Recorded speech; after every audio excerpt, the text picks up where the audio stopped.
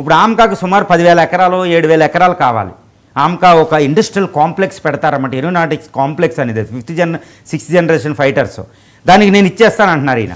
ఇప్పుడు బెంగళూరుకి దగ్గరలో ఇటు అనంతపూర్లో చాలా ల్యాండ్ ఉంది, ఇది ఇచ్చేస్తామంటున్నారు. ఇప్పుడు బెంగళూరు ఏంటి, హాల్ అనేది మాకు సింబల్. అది మాకు నెహ్రూ గారు అప్పట్లో మాకు హాల్ ఇచ్చారు, మీకు BHEL DRDO BDL ఇచ్చినట్టు మాకు ఇది ఇచ్చారు, మేము ఇది కాపాడుకుంటాం, కావాలంటే ల్యాండ్ నేనే ఇస్తానంటున్నారు.